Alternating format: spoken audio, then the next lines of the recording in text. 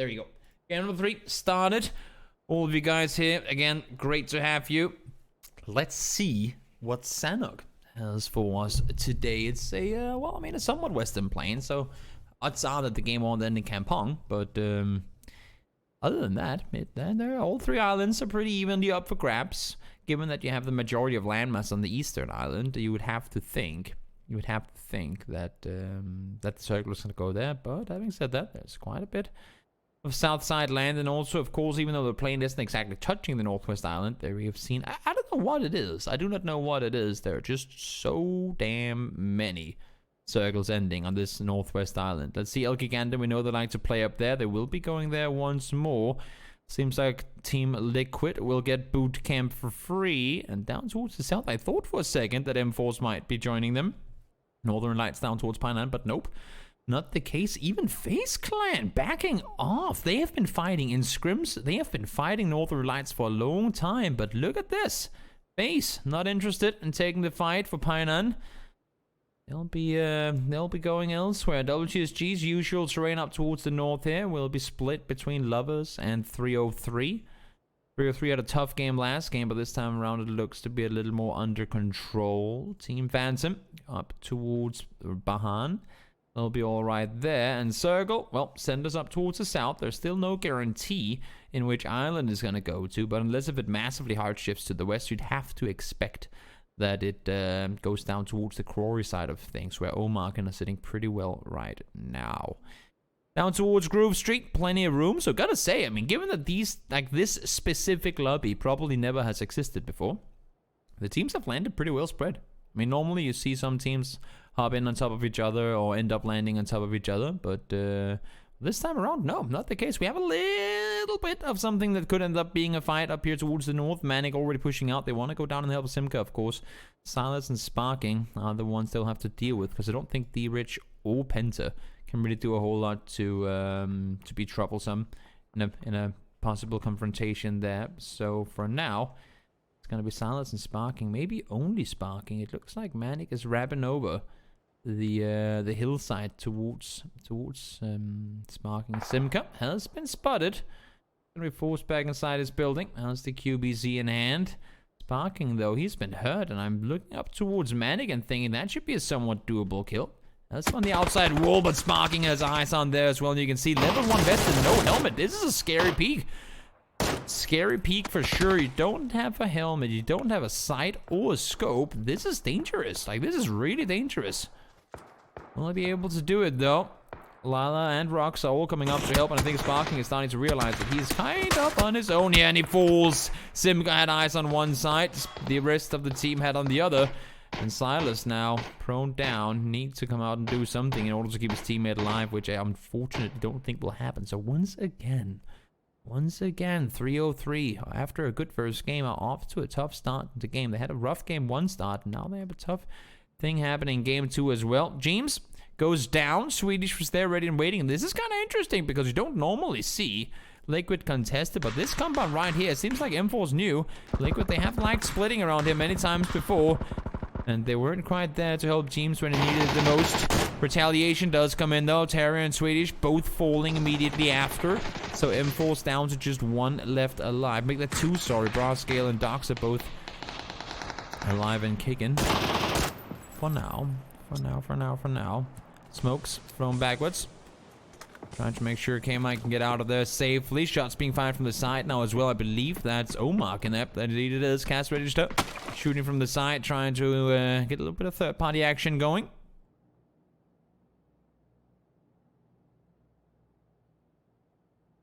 Manic finds Silas. This is not good at all. They are in trouble. 303. Nox came in on both sides, but the flush does come in. D-Rich wants to go help. Penta still miles away. There is not a whole lot these guys can do to get impact on this engagement. El Gigante wrapping north around on this. That's also, I don't want to say unusual, but I mean, I've seen them play and stay on the hillside before, but they're wrapping up to take the north side control. I guess they saw or heard Liquid having engagements further down south and figured they could wrap around. Now they have kind of control. They could normally split, so they're 2 here and 2 up here, but I think when they saw James die, And they saw all the fighting happening just before they now knew that that the split from Liquid wouldn't be as wide as it normally is, and therefore they've dared to aggress a little more. So the South Side and Boot Camp, very, very clustered with teams. It's gonna make it even harder when you have Lovers, 303, and potentially the Penta, the Nuclear Penguins, I should say, pushing down towards them as well. Wanderer, few bullets fired towards Omarken, nothing big happening though. Hopping into the compound that Ents would normally be sitting in. Now face wrapping underneath. Again, as we said, they would normally contest in Painan, but this time around, Northern Lights, they came in and face didn't want any of that.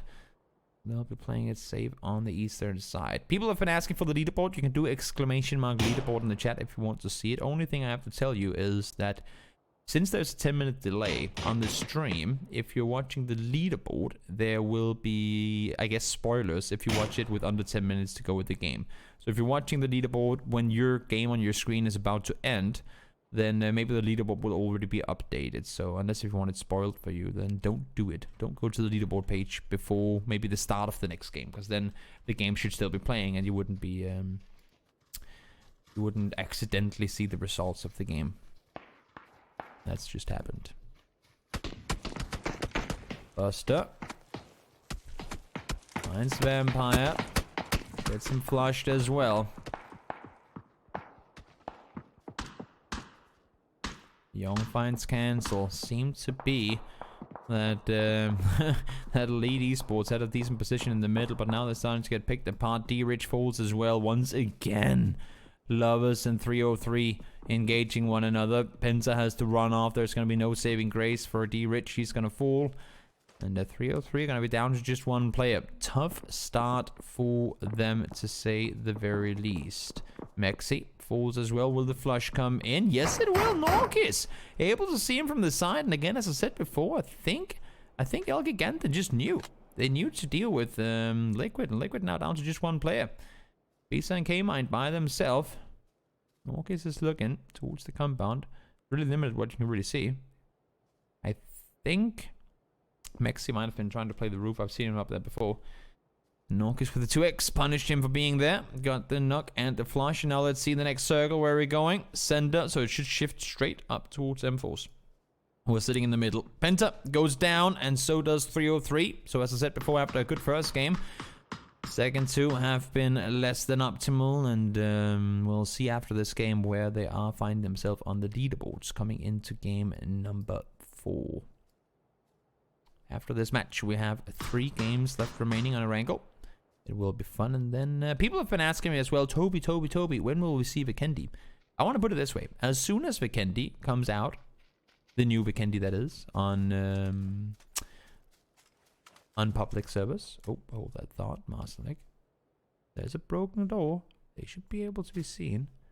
But as soon as the new Vikendi comes out and we come up with a... Oh, since there's no super settings, like there's no competitive circle settings and stuff made for Vikendi yet, as soon as that comes to be, I'm gonna gladly be the first person to give it a go. My tournament. Nade, lopped through. I like the idea. Break the window, throw in the nade. Ooh, I like the idea here as well. Marstek tries to look underneath. Not gonna get eyes on anyone. Okay, mine tacked up, but gets the knock in return. They stay alive at least for a little while longer. Molotov thrown forward now as well. Marstek should be falling down. You'd assume off of that one. Norkis seen on the rock. Great spot by K-Mine. It's a difficult angle to see, but there he was, and he was seen immediately. Elkick, though, they're pushing in aggressively. There's still 4 up. Marstek should be able to get back up on his feet. The Molotov didn't quite connect on him. I think Norkis is kind of pissed that he has a 2x right now. Not exactly optimal. Bandages only for Ghost Star, I believe. We'll have to work with what he's got. And look at how many teams this is baiting down in this area of the map. Ibiza trying to make a run out of the compound. He knows that it's been lost. He's trying to sit behind. But there's so many players traversing into this terrain. Everyone knows approximately where these circles tend to go. And now it's gonna go tough again. Perfectix finds Stoxer. They want the compound and they might be able to get it. Brayscale is by himself, and that could just could have bought Ibiza some time to stay alive up here. Let's see. He tagged up Norkis, I believe. Morpheus is crossing over. Has he seen him below?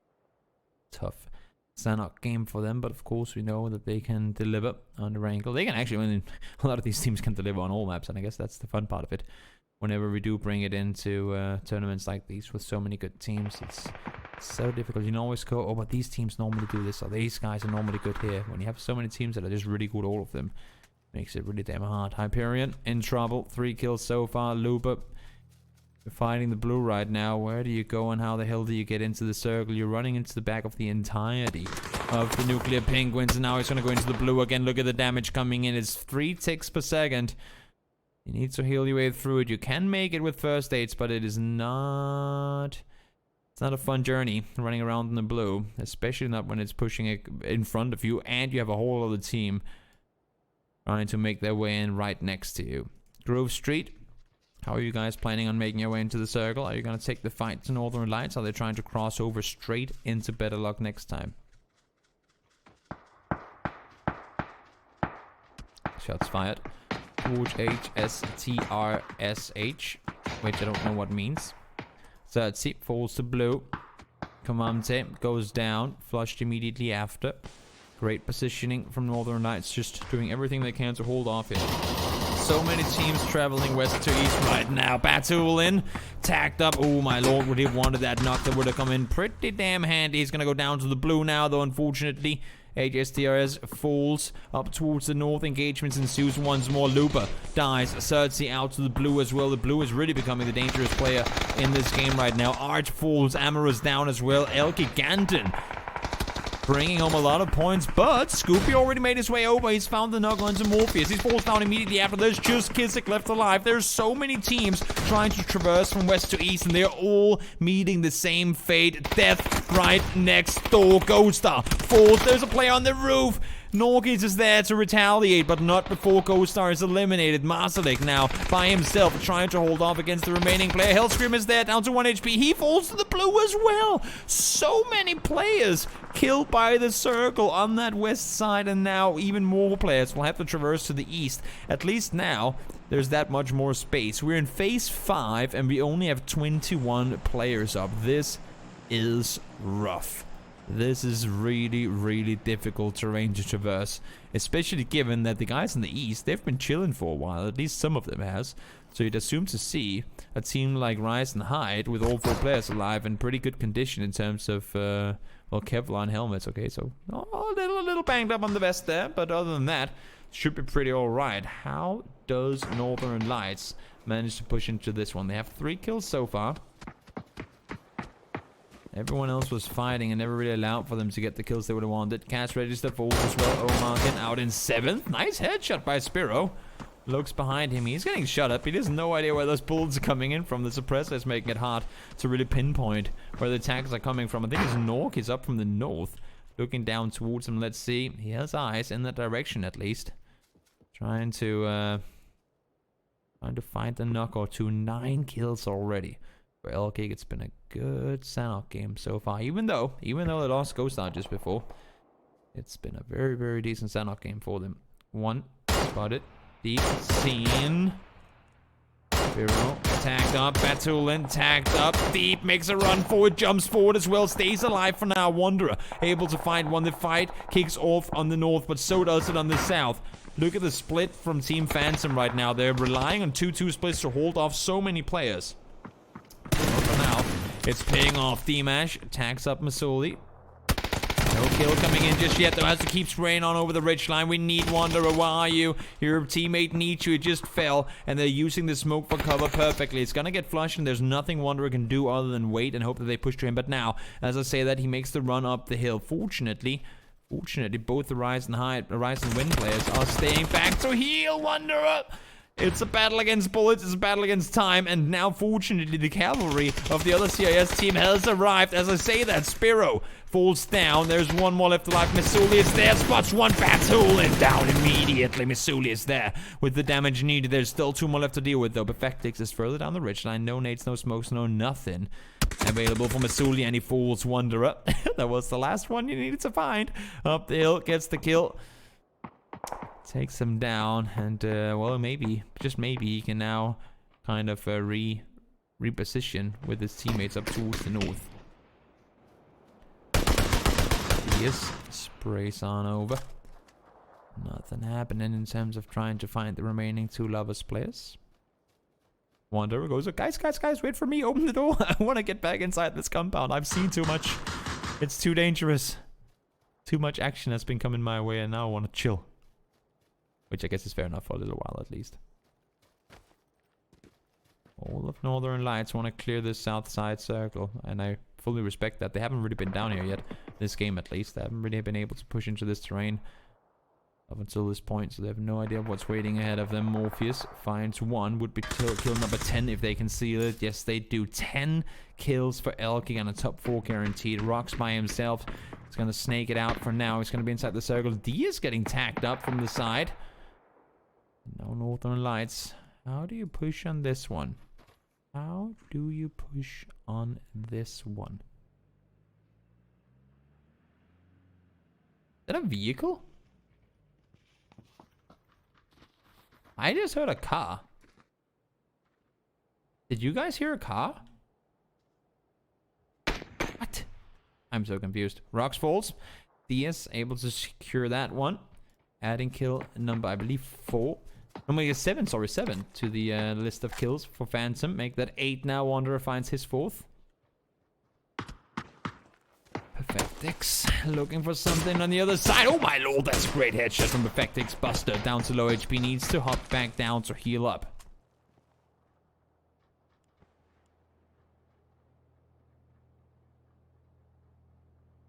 No sis on that rock, he's just gonna be waiting. Elgiganten there as well.